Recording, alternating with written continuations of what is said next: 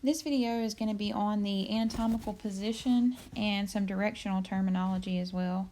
So first of all, I just wanted to let you guys know what the anatomical position actually is and why it's important. So this guy in this picture is standing in what we call the anatomical position. That means he's standing facing forward, he has his arms down by his side, palms of his hands are facing forward as well, and his feet are about shoulder width apart. So exactly how he's standing in this picture, that is the anatomical position. Now, the reason that that is important will become more and more clear to you throughout the class, but for now, just know that whenever I'm talking about the human body and I start getting into some of the directional terminology, I will always be referring to the body in the anatomical position, okay? So if I'm asking you something about where the hands are located or where the hands are in position to, or in relation to the legs, so on and so forth, you always need to be thinking about the body in the anatomical position. Okay, this is always the position that I will be referring to. Now, I'm not going to get into all of these body landmarks right now. I'm not going to go through those, but you guys can look through those on your own, kind of look at each one of those regions. I do expect you to know these regions, and if you have any questions about those, don't hesitate to let me know. But I'm going to move on to the directional terminology because this tends to be a little bit trickier for some students. So all of these directional terms are used in anatomy and physiology to help kind of orient the person and the different body parts and let us know where each body part is in relation to other body parts. So I'm going to start with the first term that we have up in the top left corner, and it is superior. Okay. So when we use the word superior in A&P, superior means above something, okay, towards the head of the body when you're standing in the anatomical position. So the way I like to remember this is, if you're superior to someone in the military, that means you are above them in rank, right? So superior means above.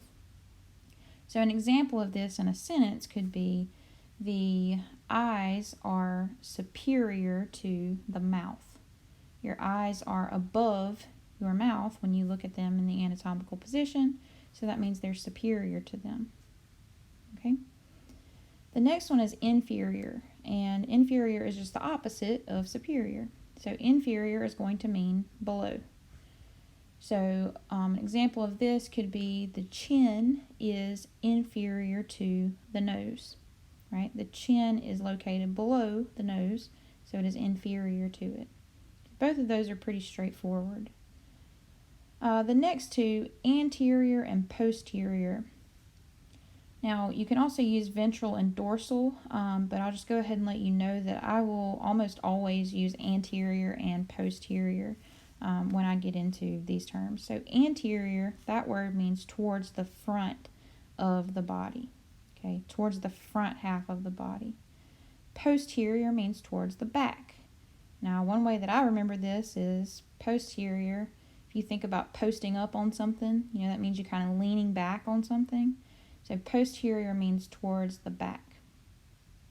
So an example of anterior. Again, anterior means towards the front.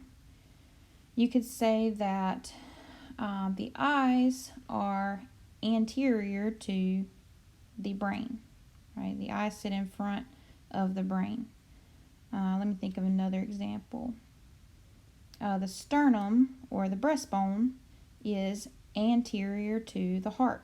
It sits in front of the heart. Okay. Posterior, some examples of posterior. You could say your vertebrae, those are the bones that help make up the spinal column. The vertebrae are posterior to the heart.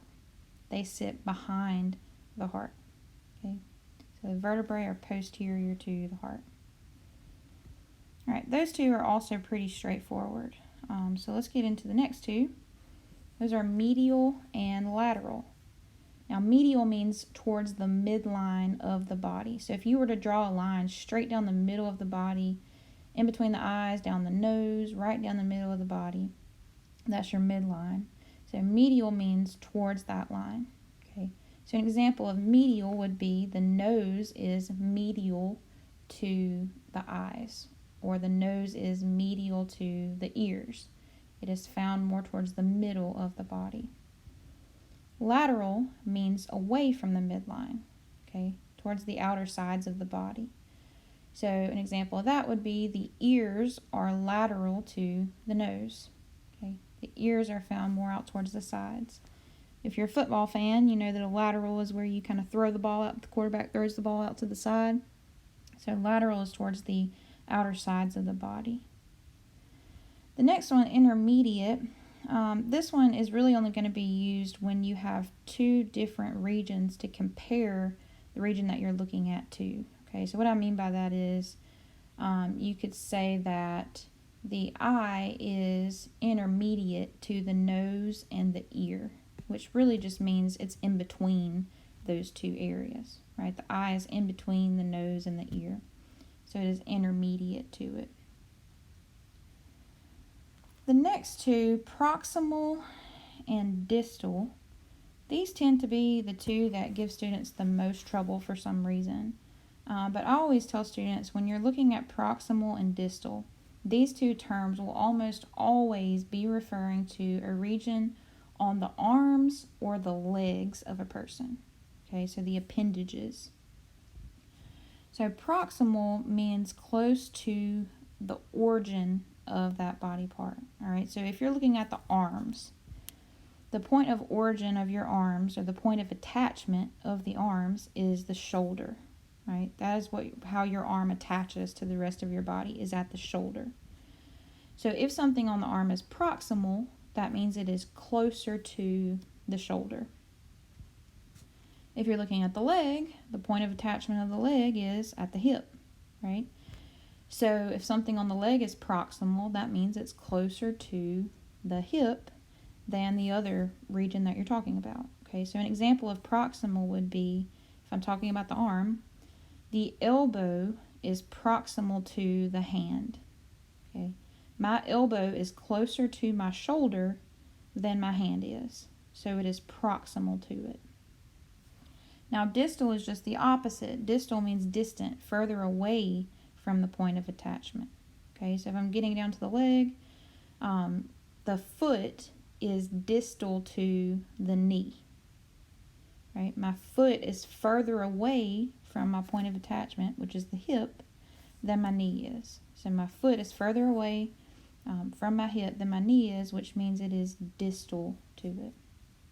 All right, so you always look at that first region and see where it is in relation to the second region, right? So the knee is blank to the foot, the knee is proximal to the foot. If I say the foot is blank to the knee, the foot is distal to the knee, right? It's further away from the point of attachment. So make sure you practice those two. Do all the practice that you can with those, because those tend to trip students up the most. The next two are superficial and deep. Now, superficial means more towards the external surface of the body, okay? And deep means deep within the body, right? Internal, inside of the body. Now, the only time I'll use these is if something is completely surrounding another organ. So like the skin, for example, the skin is a superficial organ. It's more toward the surface of the body, right? The skin is superficial to the muscles. It is more towards the outer surface of the body. Deep means internal, deep to. So I could flip it, right, and say the muscles are deep to the skin. The muscles are found inside of the skin. Now, don't get these mixed up with anterior and posterior, okay? In order for something to be deep to something, that means it has to be internal to it. It has to be surrounded by it on all sides. So, like, for example, the lungs are deep to the rib cage. Your rib cage completely surrounds your lungs, right? And the lungs are found inside of the rib cage. If you were to say something like the heart is blank to the sternum, now that is not going to be deep, right? Because the heart actually sits behind the sternum. The sternum does not completely surround the heart on all sides, right? It only sits in front of it. So the heart would actually be posterior to the sternum. It's not going to be deep to it. So don't get that mixed up, okay? That's another thing that can trip students up. In order for an organ or a structure to be deep to something, it has to be surrounded by it, okay, on multiple sides. Like the lungs are surrounded by the rib cage, for example, okay? So go back through these, do some of those practice examples, that I give you guys. Look in your textbook and just keep reviewing these over and over and over. You can go online and find, probably thousands of worksheets that you can do on your own to help you review these. And please don't hesitate to let me know if you have any questions about any of this. All right, you guys will have a quiz on this, so make sure you're familiar with it.